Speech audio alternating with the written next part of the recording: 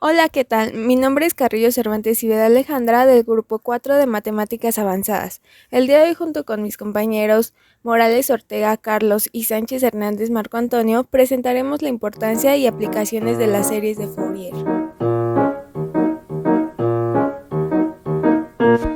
Desde sus orígenes modernos, las computadoras nos han permitido realizar cálculos complejos de forma rápida y precisa, lo cual ha permitido a la humanidad realizar grandes hitos en diferentes ramas de la ciencia. Sin embargo, y a pesar de esto, las computadoras presentan un grave problema.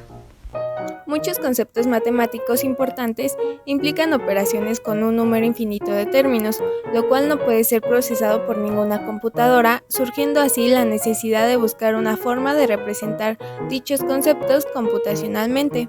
La serie de Fourier es un claro ejemplo de esto. Recordemos que la serie de Fourier permite representar una función periódica a partir de una suma infinita de términos, en los cuales están involucradas las funciones seno y coseno, y debido a su relevancia en la descripción de fenómenos ondulatorios y en el análisis de señales resulta una obligación encontrar una forma de representarlas computacionalmente como una suma finita de términos.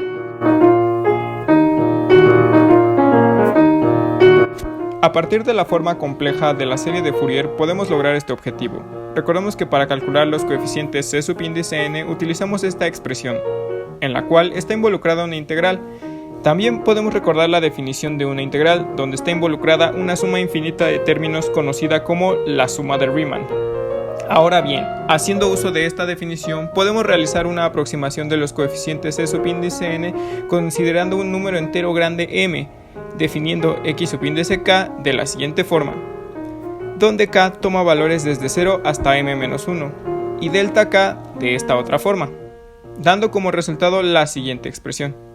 A esta expresión se le conoce como la transformada de Fourier discreta. Entre más grande sea el valor de m, menor será el error del cálculo.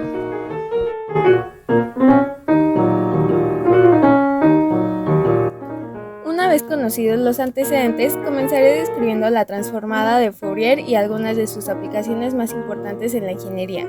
Bien, la transformada de Fourier es una transformada matemática usada para transformar señales entre el dominio del tiempo o el espacio al dominio de la frecuencia y viceversa. Esta transformada se representa con la fórmula que se aprecia a continuación, la cual nos indica que la transformada de una función f de x es la integral evaluada en el intervalo de menos infinito a infinito de la función multiplicada por e elevada a la menos i alfa x. Pero, ¿qué tiene de diferencia con la transformada rápida de Fourier, la cual nos vamos a enfocar un poquito más en este video? Pues en 1805 Gauss creó el primer algoritmo de divide y vencerás, el cual se utilizó para el cálculo de la transformada discreta de Fourier de forma recursiva, con el fin de tener un algoritmo de menor complejidad.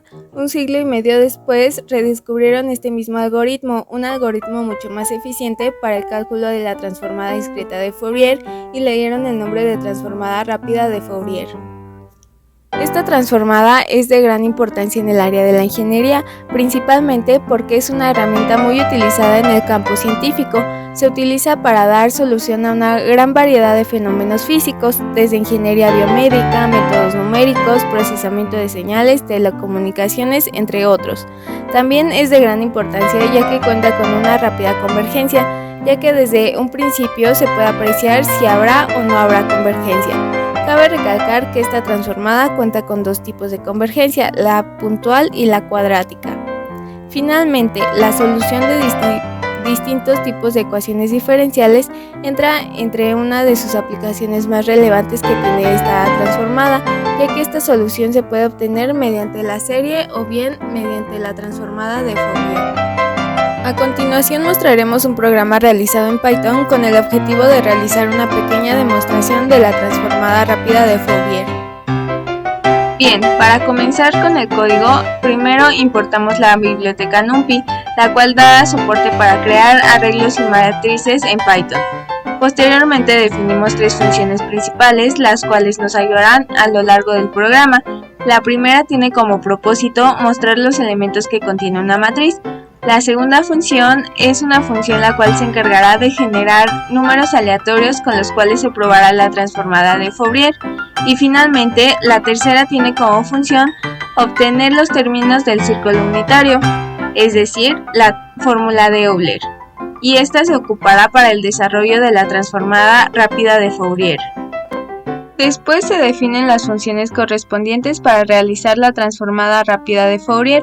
La primera función corresponde a la transformada discreta de Fourier, donde podemos observar que tiene como parámetro un arreglo de una dimensión con los números que se quieren transformar. Esta función se encarga de crear dos matrices auxiliares para que con ellas posteriormente se pueda aplicar la fórmula de la transformada de Fourier y así poder retornar el resultado de los números después de la transformada, mientras que la segunda función tiene como propósito obtener la transformada rápida de Fourier, donde podemos observar que primero se verifica el tamaño del arreglo. En caso de no ser una potencia de 2, no se llevará bien la ejecución.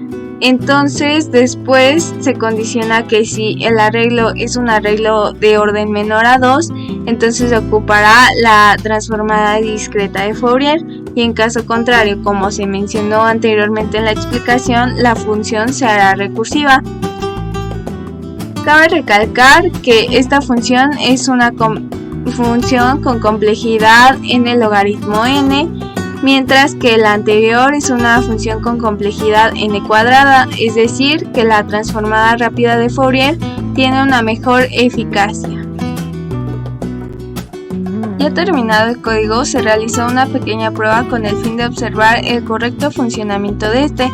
Para ello se le pregunta al usuario de qué tamaño quiere que sea su matriz y con base a esta respuesta se manda a llamar a los métodos correspondientes. Veamos una ejecución en consola. Bien, ejecutamos nuestro código y nos pregunta de cuántos elementos queremos nuestra matriz.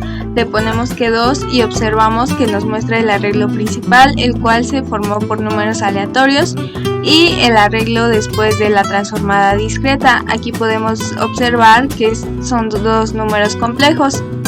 Lo volvemos a ejecutar y ahora probamos con 4 y efectivamente igual nos arroja el arreglo principal con números aleatorios y el arreglo después de la transformada discreta.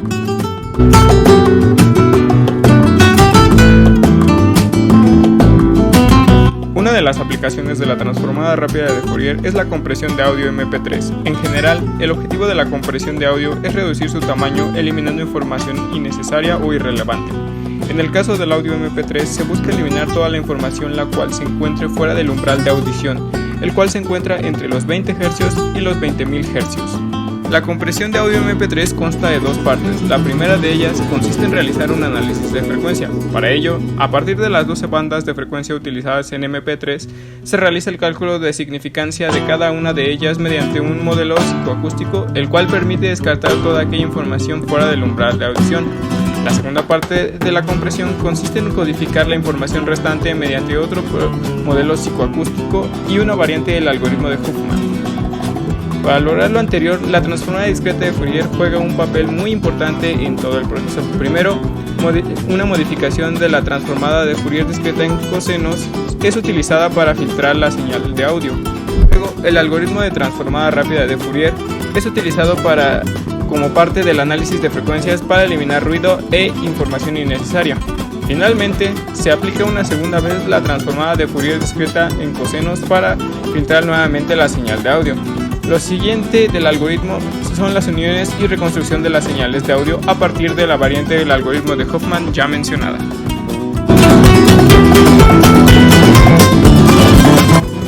Procediendo a su aplicación con la ingeniería biomédica, primero vamos a entender qué es la ingeniería biomédica. Son aquellos ingenieros que tienen amplios conocimientos en las ciencias básicas y análisis de información que recibieron formación específica en biología y medicina. Estos ingenieros se orientan a participar en proyectos como el diseño de equipos electrónicos que se usan en los hospitales y también que se utilizan para el diagnóstico médico. Aquellos que se dedican al diseño de prótesis óseas, válvulas para el sistema cardiovascular, miembros ortopédicos, tecnologías de apoyo de la discapacidad, como aquellos aparatos que se utilizan para escuchar mejor. y también su interpretación de estos mismos dispositivos. Generalmente la herramienta del ingeniero biomédico es una computadora.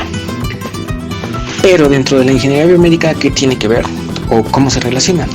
Muy bien, pues las encontramos en la transformada de Fourier, ya que recordando un poco qué es lo que nos puede con qué herramientas nos brinda la transformada de Fourier, pues esta se correlaciona con el análisis de contenido de la frecuencia de señales. También podemos determinar cambios en la amplitud y fases de las señales sinusoidales cuando pasan a través de un sistema lineal e invariante en el tiempo. Podemos generar formas de onda, de corriente o tensión eléctrica, voltaje, por medio de superposición de señales generados por osciladores electrónicos de amplitud variable, y también nos permite analizar el comportamiento armónico de una señal. Estas son como ciertas herramientas que nos brinda la transformada de Fourier y que a continuación veremos sus aplicaciones.